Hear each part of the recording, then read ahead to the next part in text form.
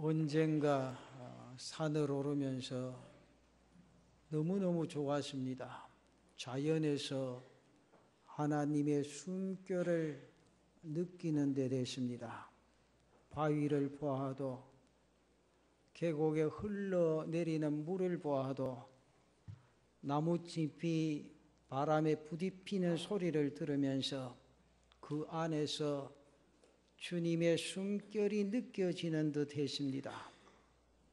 그러다가 한순간 나 자신도 모르게 눈물이 내리는 것을 간신히 참은 적이 있습니다. 깡마른 바위 틈을 뒤집고 나무가 자라고 있는 겁니다. 척박한 땅 정도가 아닙니다. 돌덩이 바위에서 아주 작은 틈을 비집고 뿌리를 내리고 자라는 구불구불한 나무가 시야에 들어오는 순간 가슴이 뭉클해집니다. 그 나무가 얼마나 숭고하고 아름답고 멋져 보였는지 모릅니다. 그러면서 내 스스로 힘든 인생이라도 저 나무처럼 뿌리를 내리면 모진 비바람을 이겨낼 수가 있겠구나 라는 생각을 했습니다. 사랑하는 성도 여러분, 뿌리는 이렇게 중요합니다. 나무와 식물에게 있어서 뿌리는 참으로 중요합니다. 뿌리를 어떻게 내리고 있느냐에 따라 그 나무의 생명력이 달라지는 겁니다. 그리고 어디로 뿌리를 내리고 있느냐에 따라 또한 운명이 달라지는 겁니다. 비바람에 뽑혀 쓰러지는 나무들을 한번 보십시오. 뿌리가 얕게 뻗었거나 지반이 약해서 나무가 쓰러지는 겁니다. 인생도 마찬가지입니다. 나무와 식물뿐 아니라 사람에게도 뿌리가 있습니다. 정체성의 뿌리, 정신의 뿌리가 있습니다. 이 뿌리를 알고 이 뿌리 안에 살아가는 것 대단히 참으로 중요한 일입니다. 오래전에 알렉스 헤일리의 소설 뿌리가 방영되었던 적이 있습니다. 뿌리를 찾고 그 뿌리를 이어가려고 하는 인간의 본능을 보여주면서 이 뿌리를 가지고 살아가는 사람들과 뿌리를 잃어버리고 의식하지 못하고 살아가는 삶이 얼마나 다른가를 보여줍니다. 사랑하는 성도 여러분, 뿌리의 중요성을 잘 보여주고 있는 이야기입니다. 내가 누구인가, 내가 어디에 속해 있는가를 알고 그 안에서 살아가는 것이 얼마나 중요한지 모릅니다. 그러나 우리에게 있어서 정말 중요한 것은 지금 어디에 어떻게 그 뿌리를 내리고 살아가느냐 하는 것입니다. 우리의 뿌리가 무엇인가를 아는 것만이 중요한 것이 아니라 내가 거기에 속한 사람으로 이제 어디에 그 뿌리를 내리느냐 하는 것입니다. 뿌리가 있지만은 뿌리를 바로 내리지 못하면 시들어버리고 맙니다. 기억으로만 남게 되고 소멸되어지고 잃어버리고 맙니다. 이제 우리의 생명과 삶의 뿌리를 알고 어디로 뻗고 있어야 하는가를 아는 것이 대단히 중요합니다. 그래서 오늘 하나님께서는 우리에게 종려나무를 통해서 우리가 어떻게 뿌리를 내리고 이 땅 위에 인생의 삶을 살아야 하는가에 대해서 말씀해 주고 있는데, 오늘 주신 말씀을 가슴 속에 담고 여러분의 뿌리를 바로 내려서 이 땅 위의 인생의 삶을 주 안에서 행복하게 달려가는 제단의 성도들 되시기를 바랍니다. 첫째는 의인과 종려나무입니다. 오늘 본문에서 하나님께서 본문 12절 말씀에 이렇게 말합니다. 의인은 종려나무같이 번성하며 레바논의 백향목같이 성장하리로다. 여기 보니 의인은 종려나무같이 번성하며, 여러분 종려나무를 보신 분들도 계시겠지요. 예수님께서 공생의 마지막 한 주간을 위하여 예루살렘 성에 입성하실 때 환영하는 인파들이 바로 이 나무의 가지를 꺾어서 흔들었습니다. 그리고 길에 펴놓으면서 예수님을 환영했습니다. 그 가지가 바로 종려나무 가지입니다. 이 종려나무는 팔레스타인 지방에 있는 나무로 비옥한 땅에서 자라는 나무가 아닙니다. 물 한 방울을 보이지 않는 사막에서 잘 성장하고 자라는 나무입니다. 이 나무는 자라기만 하는 것이 아니라 그곳에서 번성합니다. 줄기와 잎은 항상 푸르고 싱싱합니다. 그러면서 꽃을 피우고 열매를 맺습니다. 얼마나 생명력이 강한지, 자라지 못하도록 그 위에 돌을 얹어 놓아도 그 억제력을 뚫고 오히려 더 잘 자라는 나무가 이 종려나무입니다. 그리고 종려나무가 늙어서 줄기가 시들고 썩어져 버리면 거기서 또 새싹이 돋아남은 나무가 종려나무입니다.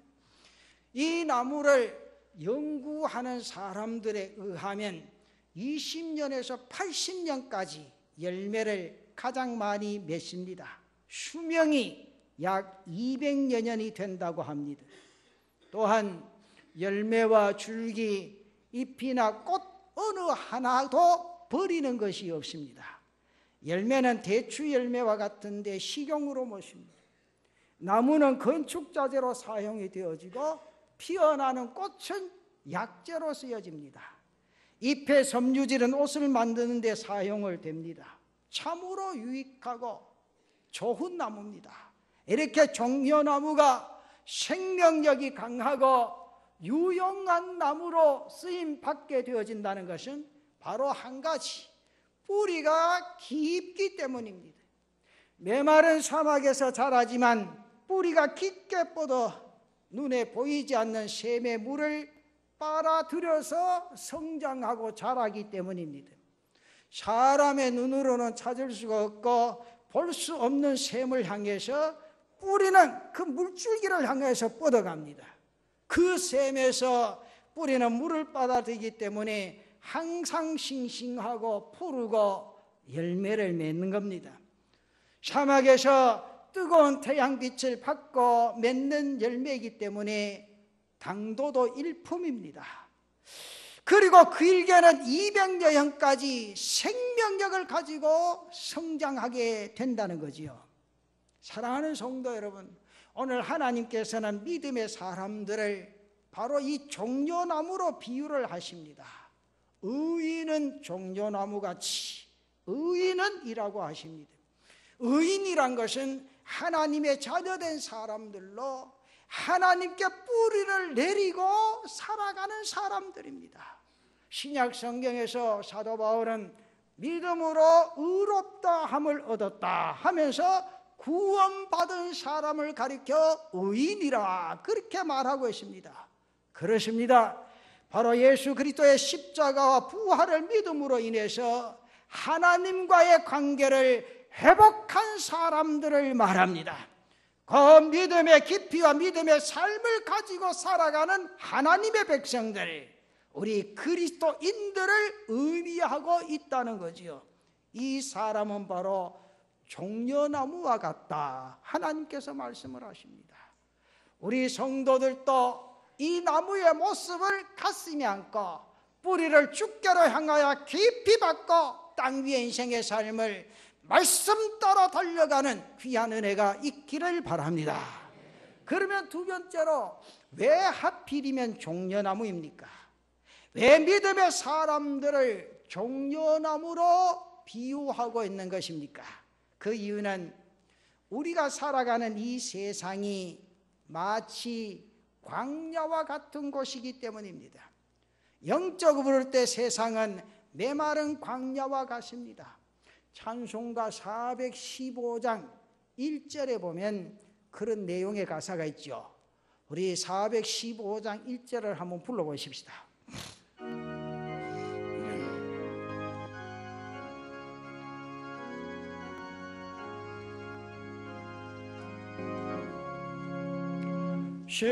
십자가 그늘 아래 나시기 원하네. 저 햇빛이 뜨겁고 또 삶이 무거워 이 광야 같은 세상에 방황할 때에 주 십자가의 그늘에 내 쉴 곳 찾았네.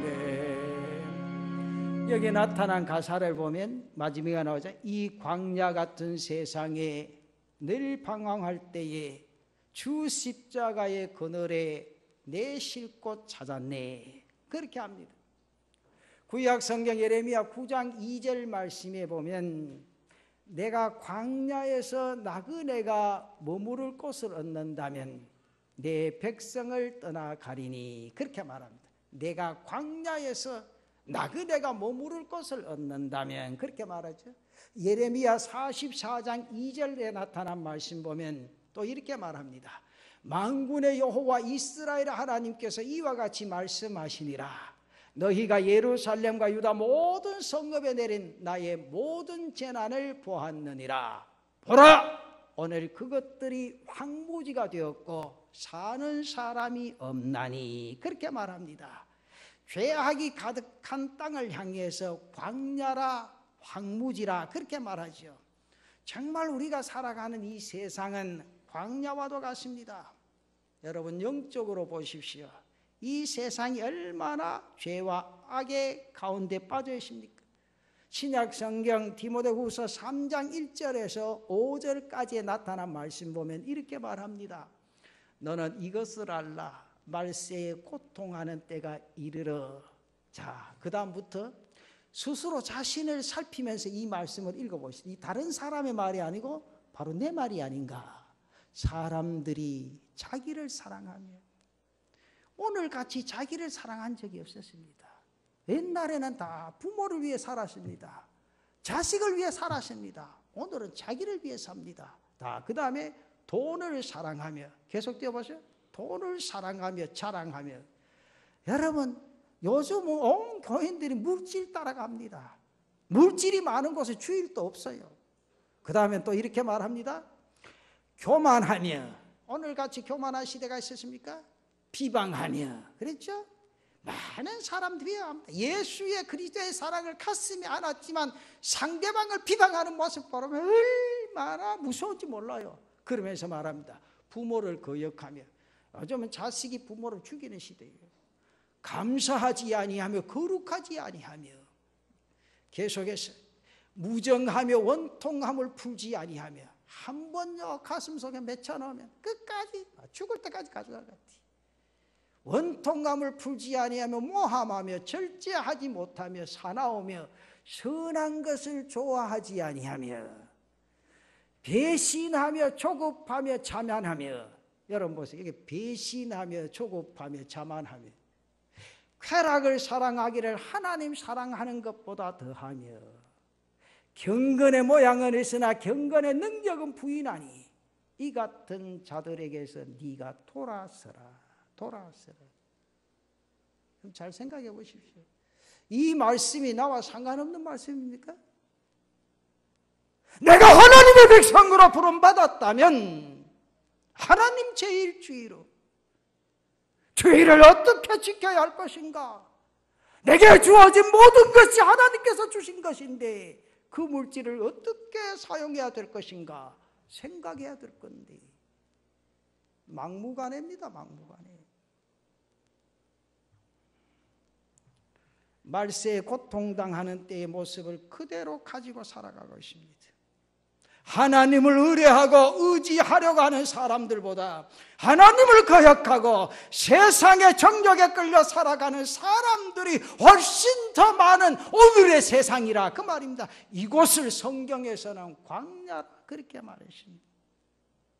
그리고 아무리 심오한 사상이 있고 좋은 이야기가 있고 아무리 감동적인 이야기, 순수한 이야기가 있어도 이 세상은 광야와 같아서 사람에게 갈증을 줄 뿐입니다. 그것을 들어도 다시 기갈합니다. 세상이 주는 것을 마셔도 목이 마를 수밖에 없습니다. 그래서 예수님께서 사마리아 여인에게 말씀하시지 아니하십니까? 세상의 물을 마시는 자는 다시 목마를 수밖에 없노라고.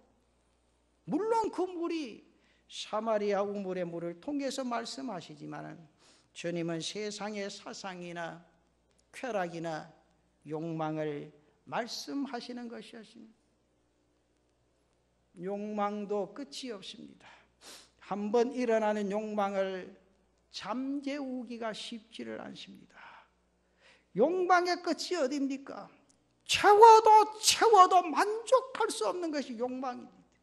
채울수록 더 갈증하고 더 얻으려고 길을 쓰는 것이 바로 세상입니다. 교회적으로 보아도 지금은 광야 교회의 시대입니다. 이스라엘이 출애굽하여 가나안을 향해 가는 것과 같이 우리도 영적인 가나안, 곧 천국을 향하여 가고 있습니다.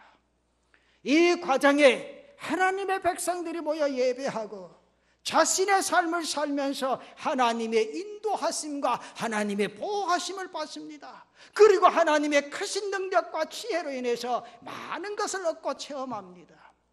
그러면서 또한 하나님을 잊어버리고 원망하고 불평 가운데 살기도 하고 범죄하기도 합니다. 이것이 오늘 나 자신의 모습이 아닌가. 그래서 세상은 광야와 같은 것입니다. 그래서 성경에는 세 번째, 의인은 종려나무같이, 의인은 종려나무같이 그렇게 말합니다. 이 세상에서 의인은 종려나무와 같다고 하시면서 번성하게 될 것이라 그렇게 말씀을 하십니다. 그렇습니다. 하나님을 의뢰하는 믿음의 백성은 이 세상이 아무리 광야와 같은 곳이라 할지라도 그 뿌리가 깊은 샘을 향하여 뻗어가기 때문인 줄로 믿습니다. 곧 다시 목마르게 하는 물이 아닌 영원히 목마르지 아니하는 샘인 예수 그리스도에게로 하나님 말씀 가운데로 그 뿌리를 뻗어 내려가기 때문에 그 영혼이 메마르지 않고 시들지 않고 항상 푸르름과 싱싱함을 띠고 열매를 내는 종려나무같이 영적으로 살아있고 성령의 열매를 맺는 삶을 이 땅 위에서 살아가게 될 뿐만 아니라 풍성한 축복의 열매도 맺게 될 줄로 믿습니다. 사랑하는 성도 여러분, 땅 위의 인생의 삶을 살아가면서 악인의 잘됨을 바라보지 마시기를 바랍니다. 하나님을 의뢰하지 않는 사람의 잘됨이거나 놀라워하지 마시기를 바랍니다. 하나님을 바라보고 하나님을 바라보지 아니해도 하나님을 의뢰하지 않고도 잘 된다, 그것이 정도인 것으로 생각하지 마시자 그 말이죠. 오늘 시인은 중요한 것을 체험하고 하나님 앞에서 깨닫고 이 고백을 한다는 사실을 아셔야 합니다. 오늘 본문의 앞의 내용은 바로 그러한 내용인데 여러분 7절에서 9절까지 나타난 말씀이 바로 그 내용입니다. 여기 보십시오. 악인들은 풀같이 자라고 악을 행하는 자들은 다 흥왕할지라도 영원히 멸망하리이다. 여호와여 주는 영원토록 지존하시니이다. 여호와여 주의 원수들은 패망하리이다. 정녕 주의 원수들은 패망하리니 죄악을 행하는 자들은 다 흩어지리라. 여기 성경에 보면 악이 무화같이 자란다고 그러십니까? 풀과 같이 자란다. 여러분 풀은 잘 자랍니까? 잘 안 자랍니까? 풀은 엄청 자랍니다. 악을 행하는 자가 흥왕한다고 했습니까? 안 한다고 했습니까? 흥왕한다고 했습니다. 그러나 보세요. 하나님께서 뭐와 같다고 하셨죠? 풀과 같다고 했습니다. 저들은 풀 같을 뿐입니다. 그런데 의인은 뭐와 같다고 하십니까? 종려나무 같다고 하십니다. 저들은 풀 같다고 하십니다. 무슨 말씀인지 이해가 되십니까? 이것이 진리입니다. 사랑하는 성도 여러분, 하나님의 살아계심을 믿습니까? 그분이 이 세상을 창조하셨고 이 세상의 역사와 섭리를 주관하시고 그분이 오늘 또 나와 함께 하심을 믿으십니까? 이 순간 우리의 예배를 받으시고 우리와 함께 하심을 믿으십니까? 그분이 우리를 죄와 악으로부터 구원하시고 영원한 나라로 인도하심을 믿으십니까? 자, 그렇다면 왜 전적으로 하나님을 바라보고 하나님을 의뢰하는 삶을 살지를 못하십니까? 이 시간도 하나님이 함께 하시고 나의 마음문을 여시고 은혜 주시기를 원하시는 그 하나님, 여러분 그분만 바라보시기를 축원합니다. 그분만 의지하시기를 축원합니다. 그분이 우리의 삶을 인도하시는데 왜 염려하고 걱정하느냐고 말이죠. 우리는 역사를 통해서 배웠습니다. 악인이 풀같이 순식간에 자라 크지만은 그러나 곧 시들어버립니다. 그 길은 망하는 길이라는 사실을 배웠습니다.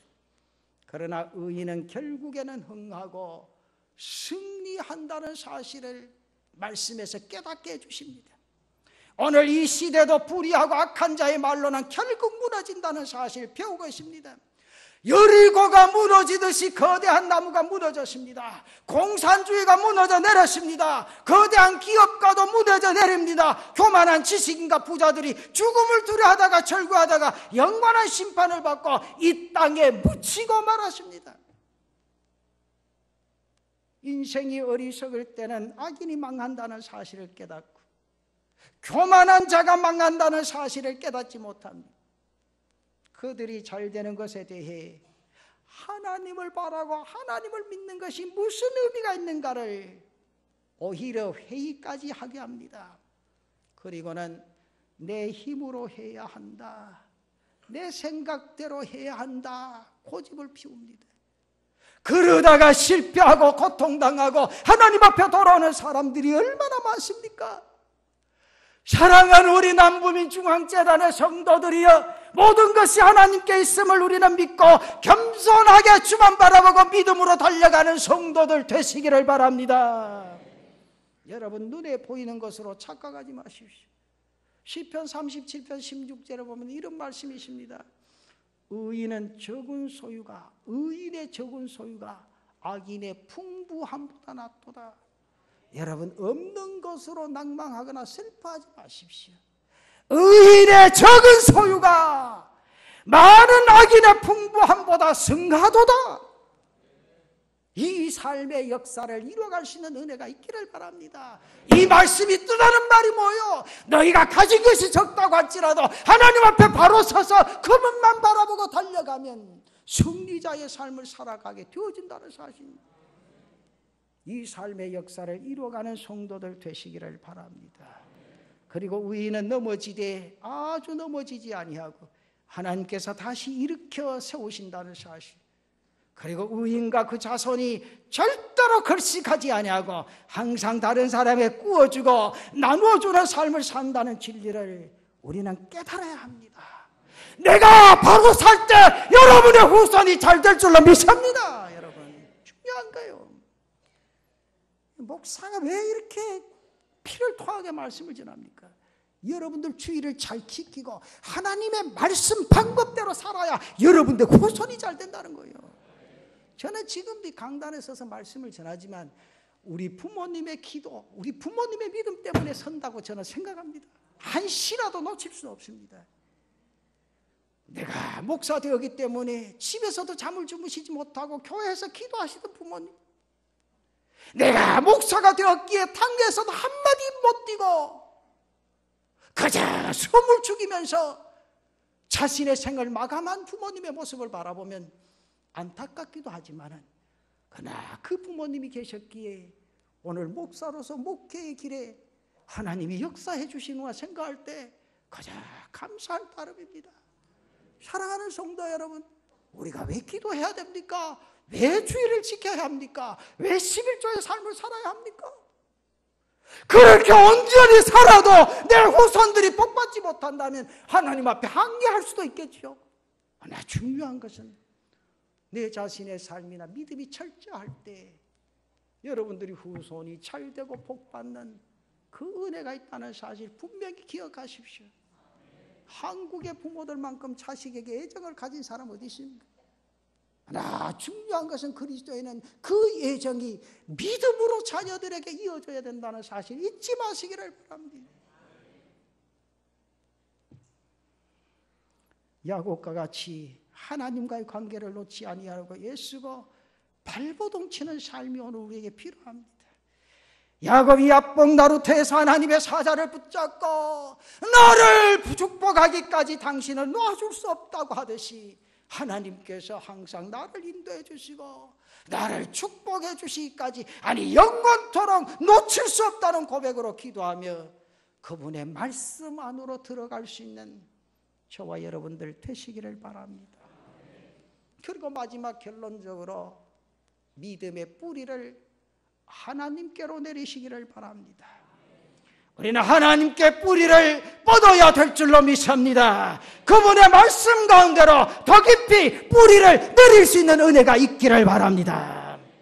예수 그리스도 그분 안으로 더 깊이 뿌리를 내려야 합니다. 얕은 뿌리는 생수를 공급받을 수 없습니다.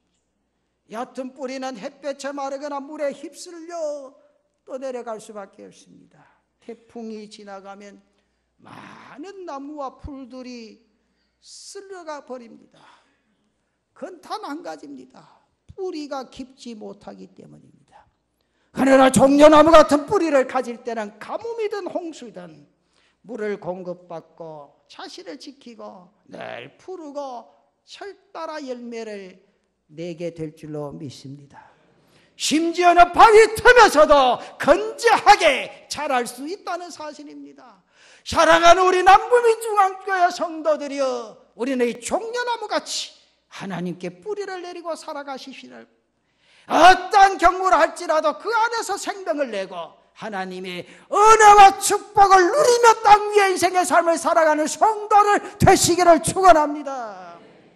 오늘 이 시간 여러분의 신앙의 뿌리를 점검하는 시간 되시기를 바랍니다.